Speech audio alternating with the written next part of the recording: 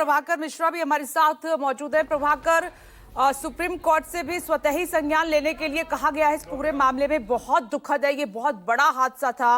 20 है मरने वालों की संख्या, और जो रिपोर्ट सामने आई है वो ये इशारा कर रही है, अगर ये सच्चाई है, यानी कि रेलवे की तरफ से लापरवाही छिपाने की कोशिश की गई इतने बड़े हादसे पर।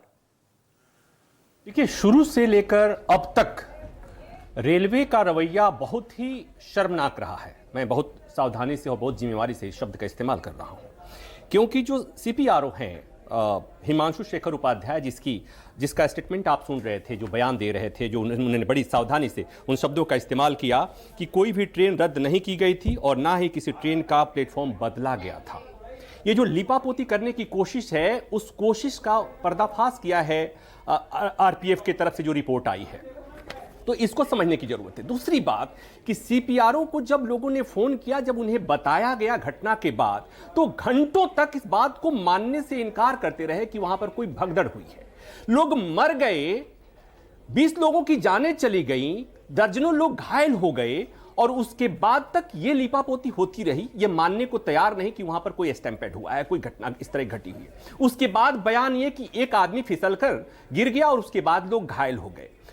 अब एक बात यह कि जांच, हाई पावर कमेटी बना लेंगे, जांच होगी, लेकिन सवाल यह है कि 2 दिन बीत गए, एक अधिकारी जो सरेआम लोगों को भ्रमित करने की कोशिश कर रहा है, लगातार गलत बयानी कर रहा है, लगातार इतने महत्वपूर्ण मसले पर देश के सामने देश को गुमराह किया जा रहा है, कहीं भी कोई भी रिस्पॉन्सिबिलिटी लेने को तैयार नहीं, किसी के खिलाफ कोई कार्रवाई नहीं। सीपीआरओ जो बयान दे रहे हैं अभी भी थोड़ी सी, मतलब ये कहते हैं ना कि लोगों को लगता होगा कि चलो जो हुआ सो हुआ। देखिए, कोई दुर्घटना और घटना तो घट जाती है, लेकिन उस घटना के घटने के बाद जिस ढंग से छुपाया जा रहा है, यह बहुत शर्मनाक स्थिति है। एक बात और कि रेलवे ने समय रहते इनको आगाह किया, स्टेशन मैनेजर को आगाह किया कि भीड़ बढ़ रही है, टिकट काटना बंद कर दिया जाए। एक उदाहरण देता हूं मैं कि प्रत्येक साल छठ के मौके पर दिल्ली के स्टेशनों पर भारी भीड़ होती है, और वहां पर पहले से ही प्लेटफॉर्म टिकट काटना बंद कर दिया जाता है, टिकट कितना बेचा जाएगा नियंत्रित किया जाता है। लेकिन क्या रेलवे को इस बात का एहसास नहीं है कि जहां पर आपने पूरे देश के लोगों को निमंत्रित किया हुआ है इस महाकुंभ में नहाने के लिए, इसलिए कि अद्भुत संयोग आया है, 144 साल में इस बार अगर आपने नहीं नहाया तो मोक्ष नहीं मिलेगा, और उसके बाद आपके जीवन में मौका नहीं आने वाला है। पूरा देश उधर ही जा रहा है, रेलवे स्टेशन की तरफ जा रहा है, प्रयागराज की तरफ जा रहा है। तो वहां पर क्या रेलवे को इस बात का एहसास नहीं रहा होगा कि जब इतनी भारी भीड़ आएगी, छठ से तो कम से कम अधिक ही भीड़ आएगी ना?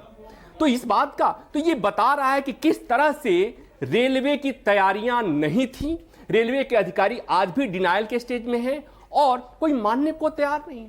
ये एक बात और कि जब कोई घटना घटती है तो एक सामान्य प्रक्रिया होती है, लोगों के आक्रोश को, लोगों के दुख को कम करने के लिए सरकारें क्या करती हैं कि उस घटना से जुड़े हुए अधिकारियों का ट्रांसफर होता है, सस्पेंशन होता है, उनके खिलाफ कार्रवाई होती है। लेकिन ये देख लीजिए यहां पर कि कोई कार्रवाई नहीं, कोई बात नहीं, कोई अफसोस नहीं। अफसोस तो ये हो गया कि एक बात और इसमें मार्क करने की बात है, वो ये कि कहीं भी जो भगदड़ मची वो कुंभ स्पेशल ट्रेन के चलते मची, इसलिए कि साफ तौर पर आरपीएफ ने कहा है कि कुंभ स्पेशल प्लेटफॉर्म नंबर 12 पे जाएगी, अनाउंसमेंट हो रहा था, और बाद में कहा गया कि कुंभ स्पेशल प्लेटफॉर्म नंबर 14 से जाएगी।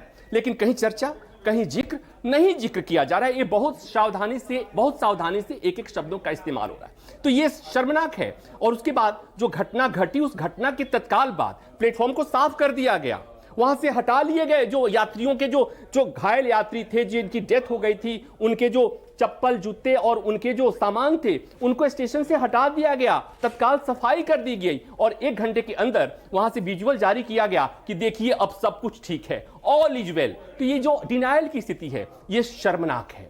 ये बता रहा है कि घटना घटी, दुर्घटना हुई, अव्यवस्था हुई, इस बात को स्वीकार करना तो दूर, इस बात को मानने को तैयार नहीं कि जो हुआ उसके लिए किसी को तो जिम्मेवारी तय होनी चाहिए।